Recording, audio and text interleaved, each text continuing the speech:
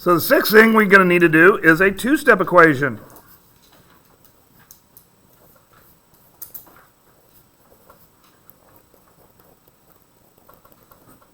Okay, and there's going to be several kinds of two-step. So we're going to start with just a regular one.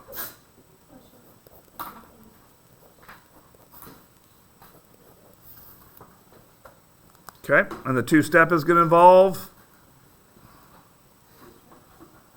two steps. Probably the add step and the multiply step. Or the add, subtract step, the multiply, divide step.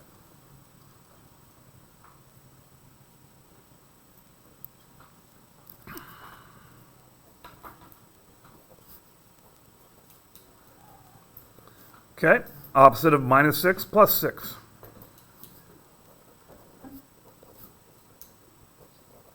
Okay, so far so good. 2 times x, the opposite of 2 times x is divide by 2. Okay. Of course, you can still do this if you want to. I like it. It's satisfying.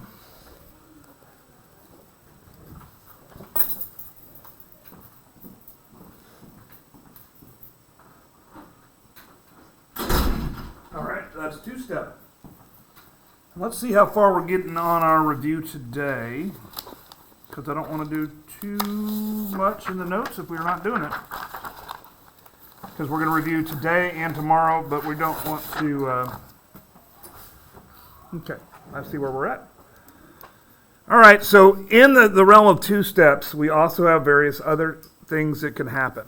Okay? So this is kind of all 6. So we could also have a two-step equation that looks like this.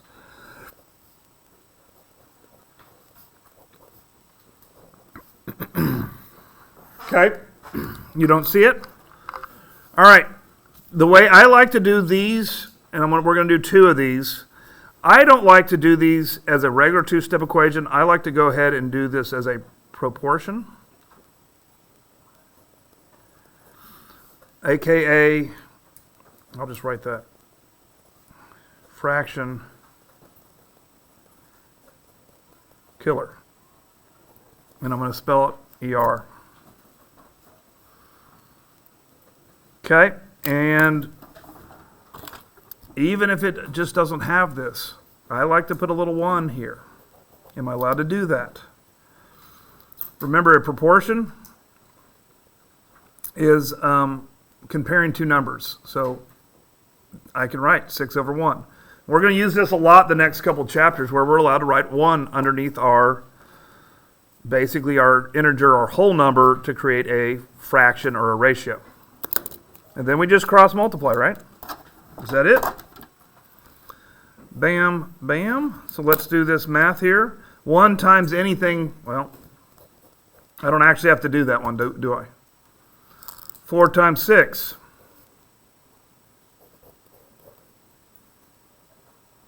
Okay, this one we might need to study. It's not that hard if I show you how to do it. It might be hard to remember how to do it. And then the last step is just this. Oh, what is that, 31? Something like that? Okay, this kind of breaks the rule of doing the add, subtract step first and the multiply, divide step.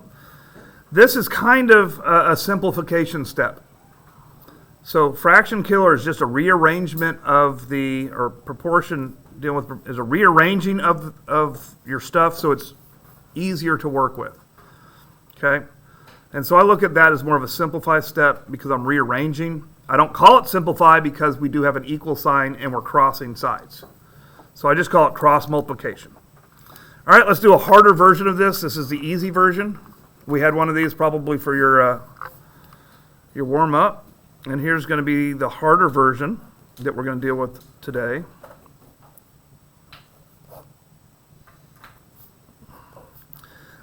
Can this be a decimal sometimes? It definitely can be a decimal sometimes. Technically, any of these problems can be, but for this test, you're going to not have decimal answers until you get to this level. And you're probably going to have a decimal answer. So we do need to cross multiply, right?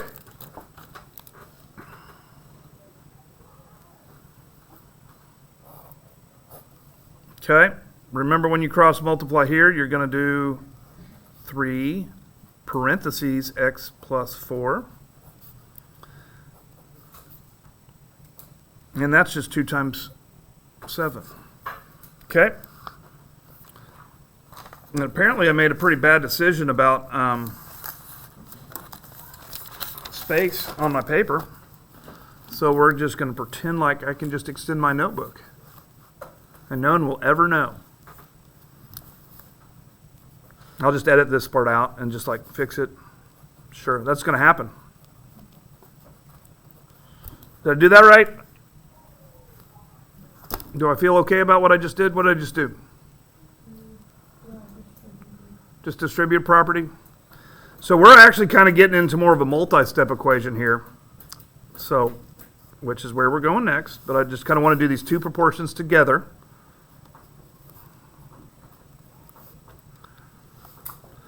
So then that's going to give us 3x equals 14 minus 12 is 2.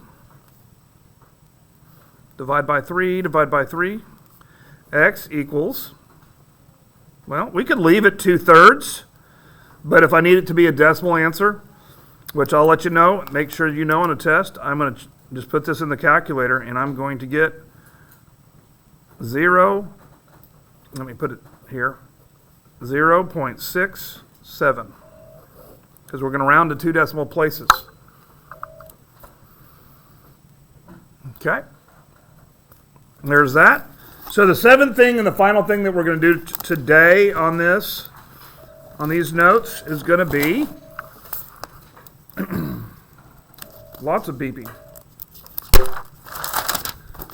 The seventh thing is going to be multi-step equations.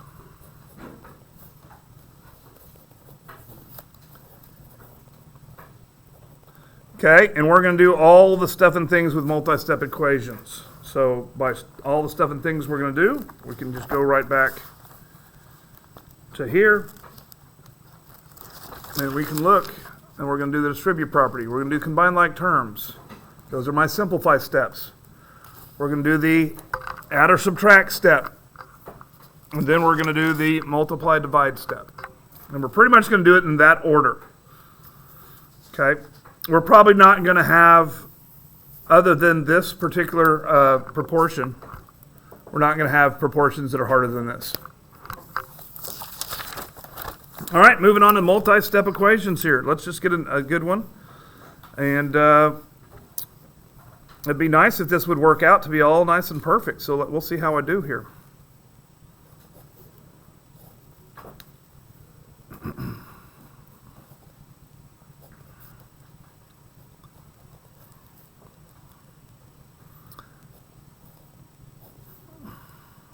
Okay.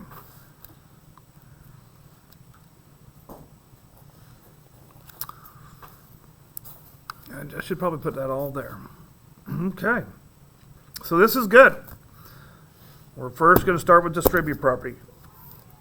And now we can really test and see if I did my problem backwards very good in my head to make sure it works out.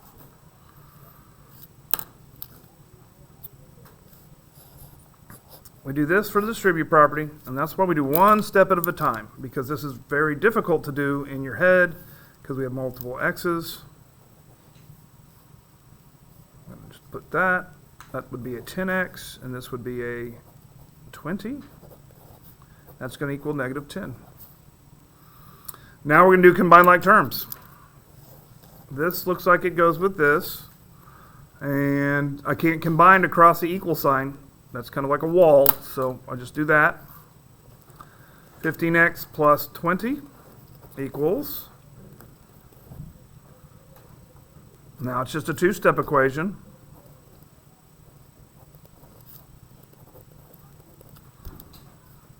$15x equals negative 30.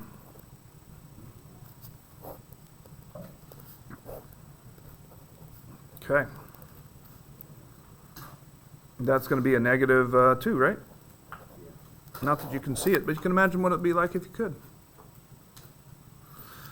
All right, I'm going to end this part here.